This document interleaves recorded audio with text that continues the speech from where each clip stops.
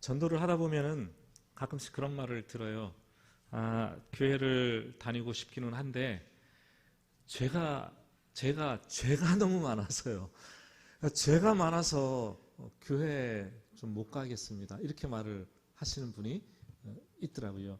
이렇게 말하는 것은요, 때가 너무 많은데 때가 너무 많아서 목욕탕에 못 가겠습니다 라고 말하는 것과 굉장히 유사한 얘기입니다. 목욕탕에 가야지 때를 밀 수 있는데 때가 너무 많아서 창피해서 못 간다라는 거예요. 더럽다는 것을 인정하는 거죠. 그런데 씻으려고 하지 않아요. 자기가 죄인이라는 것을 인정하는데 자기 죄가 용서받아야 될 이유가 무엇인가를 알지 못하는 사람들이 무척 많이 있습니다. 죄에서 돌이키는 것을 우리는 기독교 용어로 회개라고 얘기를 합니다. 그리스도인과 이 회개는 불가분의 관계입니다.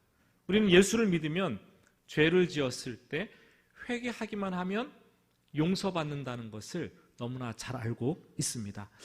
하지만 대부분의 성도들이 죄를 지음에도 불구하고 이것이 진정한 회개로 이어지지 않는 경우가 많다라는 거죠.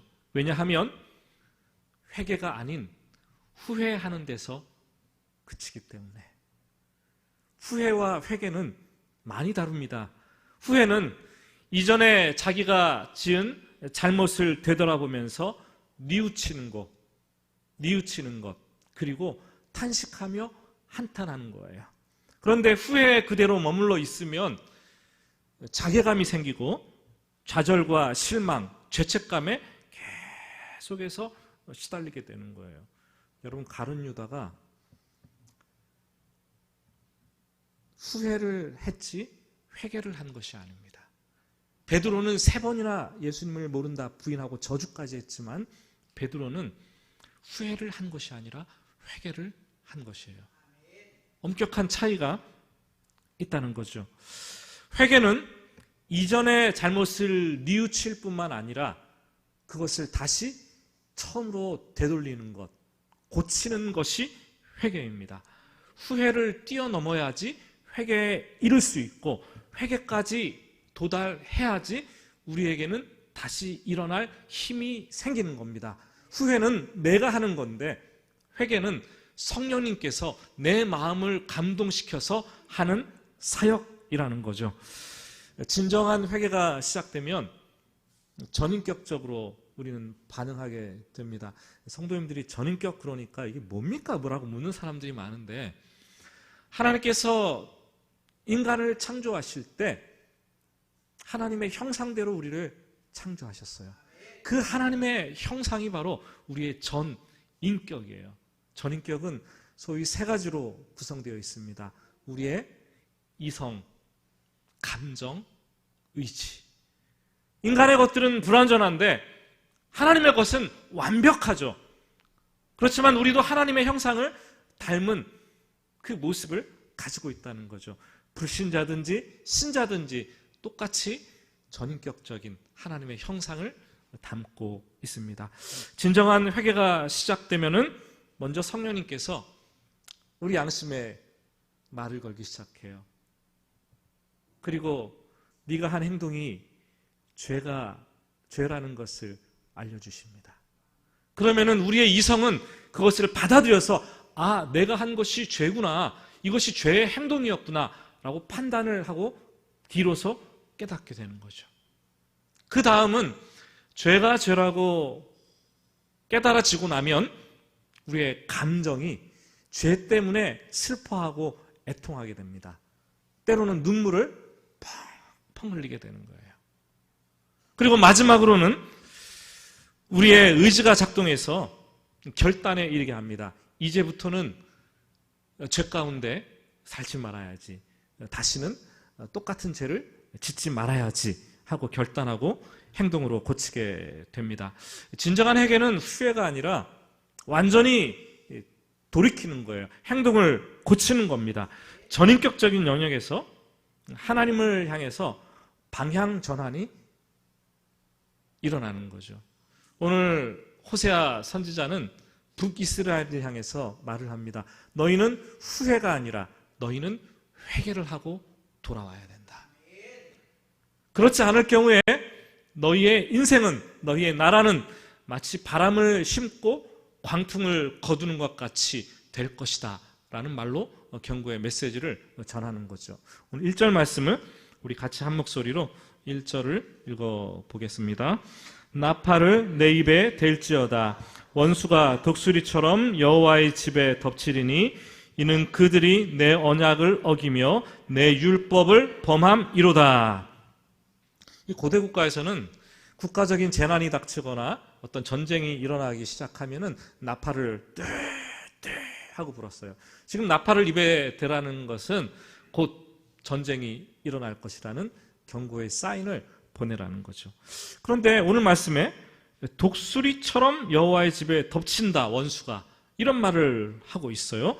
독수리는 매우 강하고 민첩한 짐승이잖아요. 순식간에 휙 하고 덮치잖아요. 마치 성경은 아수르 제국을 독수리라고 그 비유를 하고 있습니다. 곧 전쟁이 일어나면 아수르 제국이 독수리처럼 순식간에 너희를 휙 하고 덮친다라고 말하고 있어요. 여러분, 안심하십니까? 6.25가 몇 년 전부터 예고하고 터졌나요? 아니요. 순식간에 덮치는 거예요. 우리나라에 전쟁이 일어난다면 순식간에 자고 일어났더니 눈 깜빡할 사이에 독수리처럼 덮치게 될 거예요. 지금 그것을 예고하고 있는 거예요. 그런데 왜 북이스라엘에 그런 일이 일어나야 되는가? 선지자는 분명히 답을 주고 있습니다. 내 언약을 어기고 내 율법을 범함이로다. 언약과 율법은 한마디로 말해서 하나님의 말씀입니다. 그들은 말씀을 어겼기 때문입니다. 여러분, 기독교의 생명은 말씀이에요. 기독교는 말씀의 종교고 우리는 목석같이 다듬어 놓은 우상을 섬기는 것이 아니라 말씀하시는 하나님을 믿는 것이 우리의 신앙생활입니다. 그렇기 때문에 성도의 신앙생활은 말씀을 부지런히 듣고 말씀을 읽고 말씀을 묵상하고 말씀을 따라 준행하며 사는 것입니다. 잠언 기자도 얘기를 했습니다. 묵시 곧 말씀이 없으면 백성들이 방자히 행하나니. 교회에서 하나님 말씀이 제대로 들려지지 않으면 성도들도 자기 마음대로 살아요. 사울왕은 하나님의 말씀을 왕이 버렸기 때문에 하나님도 왕을 버렸다라고 말씀을 하셨습니다. 태초에 말씀으로 계셨던 성자 예수님께서 육신의 몸을 입고 이 땅에 오셔서 하신 말씀이 내 말을 듣고 지키는 자라야 나를 사랑하는 자다, 이렇게 선포를 하셨습니다. 말씀 안에 여러분 생명이 있어요. 말씀 안에 우리 영혼을 자라게 합니다. 하나님의 말씀을 듣는가 안 듣는가에 따라서 우리의 순종과 불순종이 결정되고 우리의 행복과 불행이 결정된다는 거예요. 예전에 본 책 중에 A.J. 제이콥스라는 사람이, 제이콥스 그러니까 야콥을 얘기하는 거죠, 이름이. 이 제이콥스라는 사람이 책을 하나 줬어요. 1년 동안 굉장히 괴짜였는데 1년 동안 성경 말씀대로 정말로 한번 그대로 살아보겠다. 그 성경에서 하나님의 말씀이라고 생각되는 것들, 이렇게 하라고 하는 것들을 다 조목조목 적었다는 거예요. 기록하고 항목으로 만들어서 실천에 옮겼다는 거죠. 그리고 말씀대로 그대로 1년 동안 거기에 온 힘을 집중해서 살아냈다는 거예요. 말씀대로 사니까 되더라는 거죠. 불가능할 것 같았는데. 그리고 책을 하나 썼는데 미친 척하고 성경 말씀대로 살아본 1년이라는 책을 써서 굉장히 유명한 책이 되었어요. 미친 척하고 성경 말씀대로 살아보시렵니까? 살아보셨습니까? 되더라는 거예요. 근데 저는 믿지 않아요.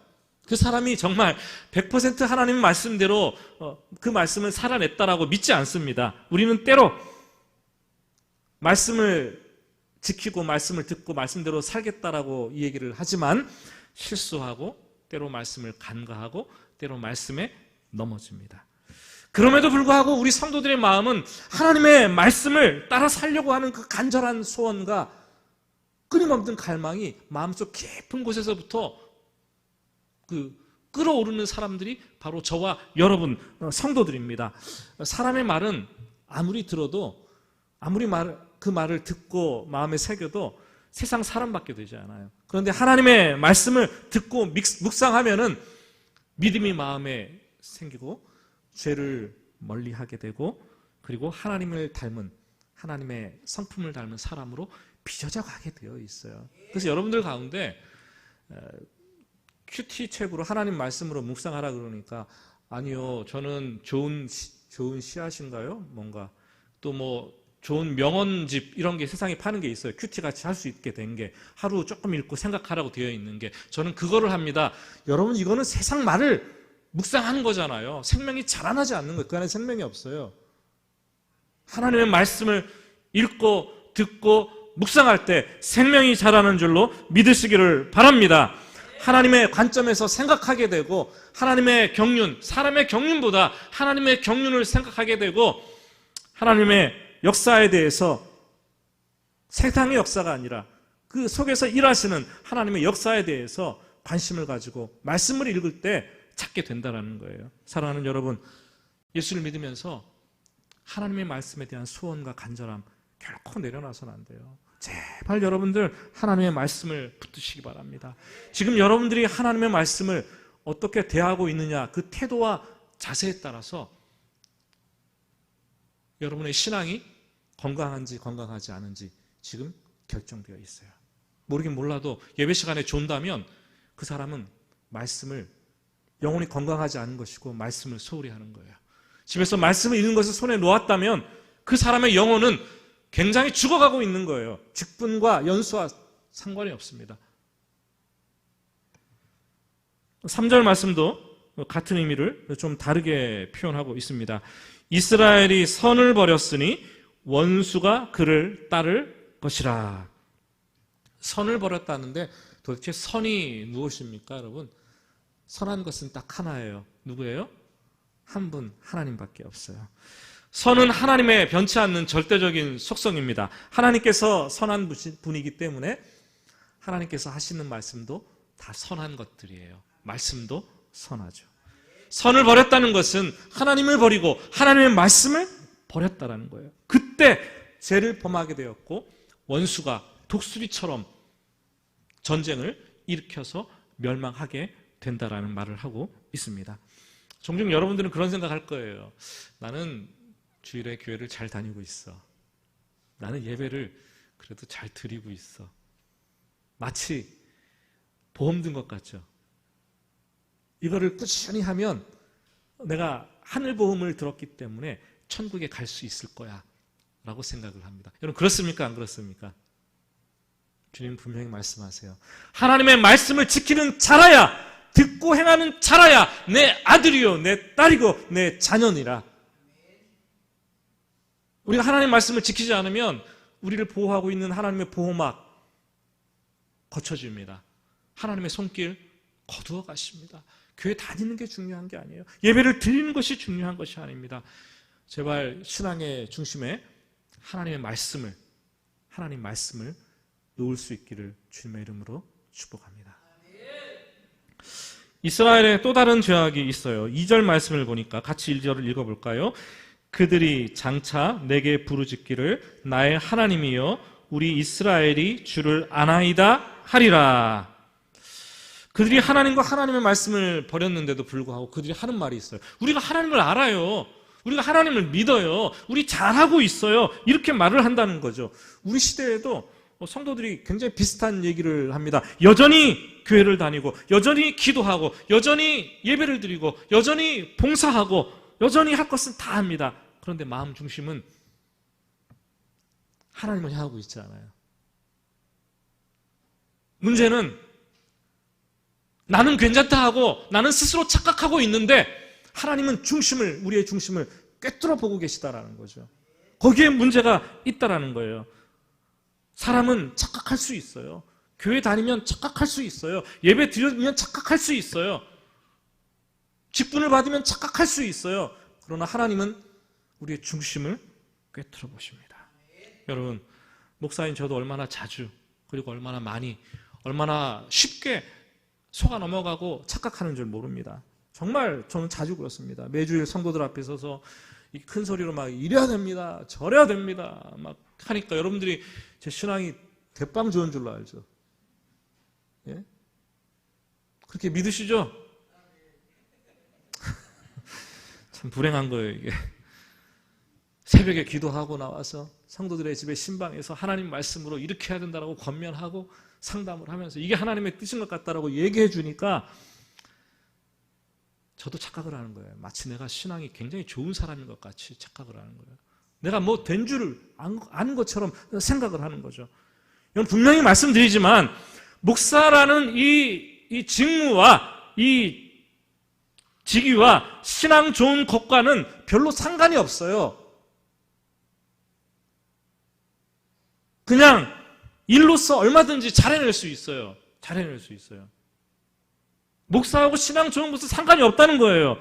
목사가 매일 교회 와서 하나님의 일을 하니까 신앙이 좋다는 착각에 스스로 빠지고 성도들도 그렇게 생각할 수 있죠. 사모가 목사랑 한 집에 사니까 신앙 수준이 똑같을 착각할 수 있죠. 성도들이 이름 있는 대형교회 다니니까 나도 뭔가 된 것 같고 중직을 받았다고 매주일 예배를 드린다고 봉사한다고 자기 신앙이 좋은 줄 착각할 수 있죠. 여러분, 신앙은 우리가 주를 압니다, 우리가 열심히 합니다 라고 말하는 데 있지 않습니다. 정말 진정으로 하나님을 내가 얼마나 사랑하는가, 하나님의 말씀을 내 안에 얼마나 품고 있는가, 하나님의 말씀을 따라 얼마나 살려고 노력하는가, 거기에서 판가름 나는 거예요. 4절 말씀을 봅시다.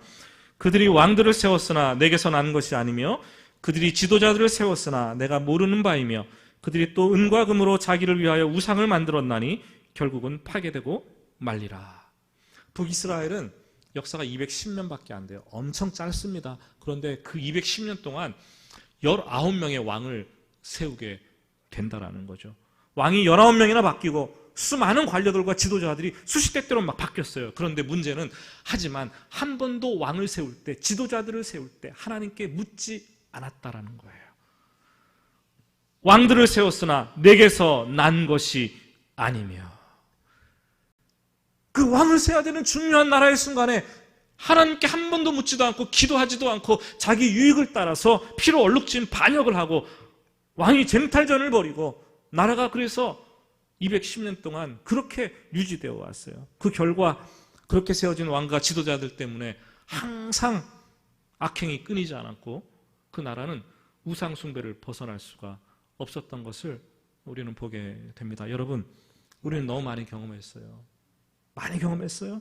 누구를 왕으로 세울 것인가, 누구를 지도자로 세울 것인가. 거기에 따라서 나라의 흥망성쇠가 좌우되고 걸려 있는데 우리는 그때마다 여러분 기도하셨습니까? 좀 하나님의 뜻이 무엇인가 좀 물으셨습니까? 나의 유익이 무엇인가? 우리 구의 유익이 무엇인가? 우리 도시의 유익이, 우리 나라의 유익이 무엇인가? 혹시 그런 논리를 가지고 지도자를 세우고 하지 않았습니까? 여러분, 우리가 지도자를 세울 때는 하나님 앞에서 깨어 있어야 돼요.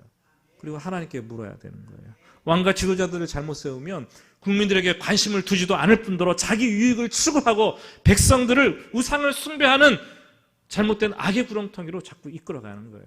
여러분, 역사가 증명해 준 내용이에요. 그렇다고 목사들이 해야 될 것이 무엇인가, 신앙이들이 해야 될 것이 무엇인가 물으면서 그래, 목사도 정치 목사가 돼서 정치색을 분명하게 드러내고 성도들도 교회도 어떤 동일한 신념을 가지고 정치 결사대가 되어야 된다, 이런 말을 드리는 건 절대 아닙니다. 여러분, 간혹 정치하는 목사님들이 계시는데 하나님께서 내 양을 먹이라는 목회자의 소명을 완전히 저버린 것이죠. 차라리 목사를 하지 말아야죠. 차라리 목사라고 부르지 말아야죠. 정치 목사가 뭡니까, 여러분? 자신의 특정 이념을 전파하고 자신에게 맡겨준 교회와 양떼들을 목회하기보다 정치 결사대로 만들어서 한 이념을 추구하게 하고 그런 행위는 하지 말아야 됩니다. 여러분, 어느 교회든지 어떤 목사든지 정치 성향을 뛰어넘어야 돼요. 좌든지 우든지 다 아우르고 다 품을 수 있어야 되는 거예요.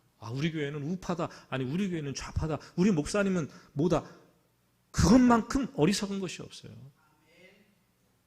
교회를 세상으로 만드는 거예요. 사도신경 고백할 때 우리는 이렇게 얘기합니다. 거룩한 공예를 믿습니다. 무슨 말입니까?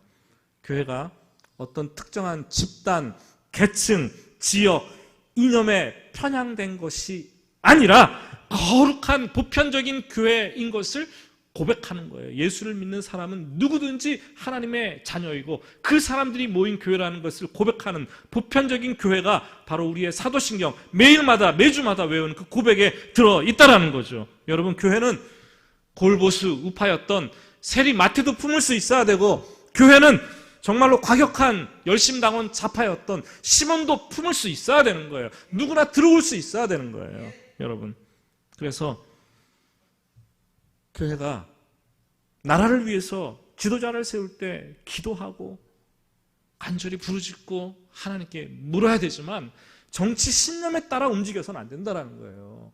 그게 교회가 해야 될 일입니다. 교회가 해서 그거 가지고 싸울 일도 없어요, 여러분. 예? 하나님께 기도하면서 하나님께 주시는 그 뜻에 따라 정말 이 사람이 옳은 사람이고 이 사람이 하나님께서 원하시는 사람이다. 그러면 세워야 되는 거죠.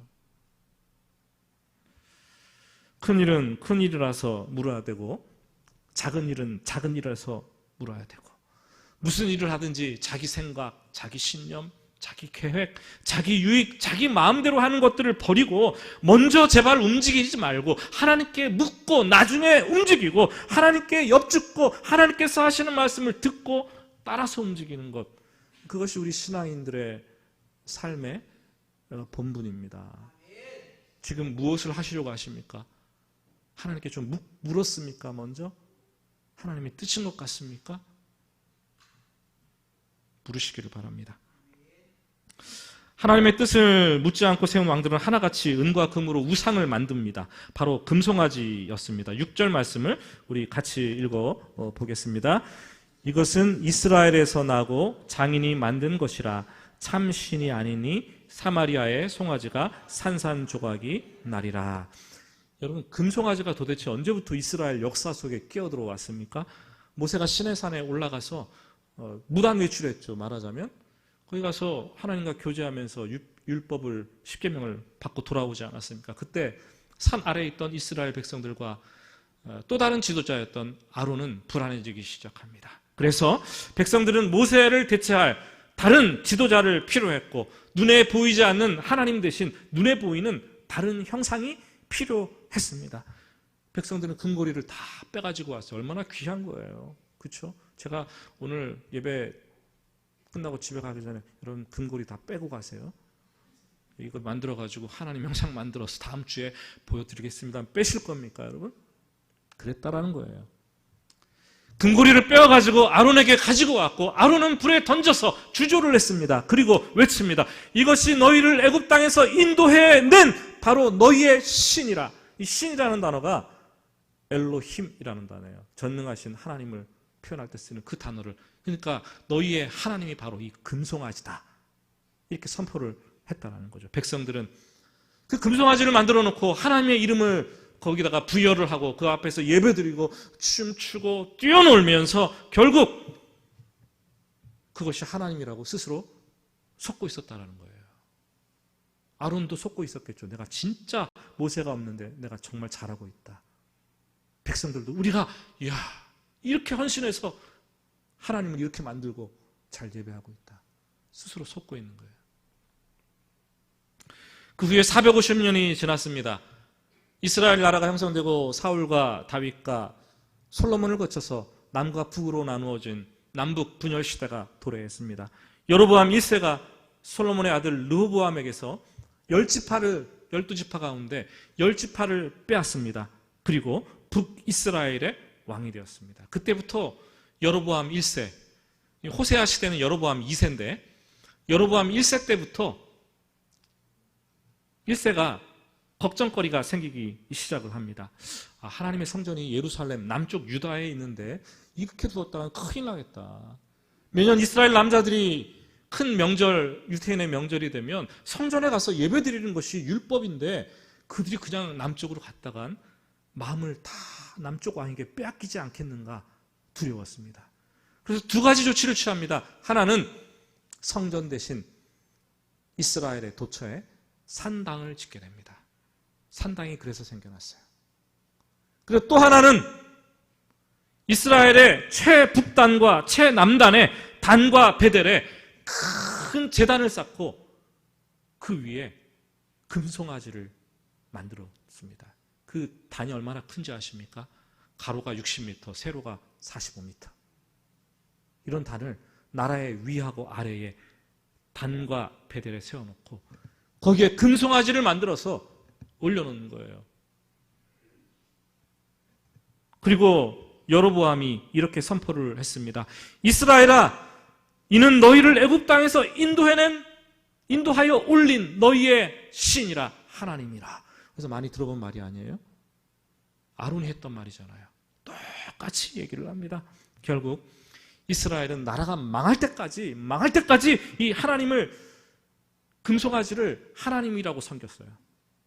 금송아지를 음란하게 섬깁니다. 하나님을 금송아지로 환원시켰어요. 대체했습니다. 성전이 아닌 산당에서 예배를 드렸습니다. 그러면서 우리는 하나님을 잘합니다. 우리는 잘하고 있습니다. 그렇게 얘기를 했다는 거죠. 여러분, 우리 신앙생활이 그렇게 할 수 있다는 거예요. 말씀을 정리하면서 7절 말씀을 같이 읽어보겠습니다. 그들이 바람을 심고 광풍을 거둘 것이라.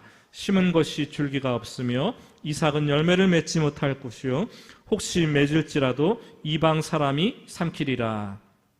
이 팔레스타인 농부들은 씨를 뿌릴 때 이렇게 바구니를 끼고 씨를 바구니에 올려놓고 한 줌씩 쥐어가지고 이렇게 흩뿌리면서 씨를 뿌립니다. 그것이 농사법이었어요.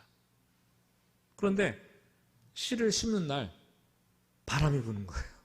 쉬 하고 바람 부니까 이 씨가 어떻게 됩니까? 밭에 제대로 떨어져야 되는데 많은 씨들이 다 바람에 날아가는 거예요. 시간이 지나서 곡식을 수확할 때에 광풍이 부는 날 곡식을 수확합니다. 곡식을 떨기 시작하는데 이 곡식이 광풍에 훨훨 다 날아가는 거예요, 여러분. 수고는 했는데 손에 거머쥔 게 아무것도 없는 거예요. 이스라엘이 마치 그런 인생이 되었다. 지금 선포를 하고 있습니다. 사랑하는 여러분, 우리가 신앙을 열심히 하고 기도 생활을 하고 예배를 드리고 정말 봉사하고 충성해도 우리가 하나님의 말씀을 저버리고 하나님을 사랑하지 않는 채로 한다면 우리는 바람을 심고 광풍을 거두는 것과 똑같다는 말을 하고 있습니다. 여러분, 심은 대로 거두는 것은 우리는 상식이라고 합니다. 그리고 심은 것보다 많이 거두는 것을 은혜라고 해요. 심은 것보다 훨씬 적게 거두는 것을 저주라고 얘기합니다. 여러분, 예수를 믿으면서 상식을 뛰어넘어서 은혜로 살 수 있기를 부탁드립니다. 그러기 위해서 하나님의 말씀을 늘 가슴에 새기고 붙잡고 하나님의 말씀이 가라는 데까지 가고 세상의 헛된 것들 다 내려놓고 오직 하나님만 사랑하면서 사시기를 바랍니다.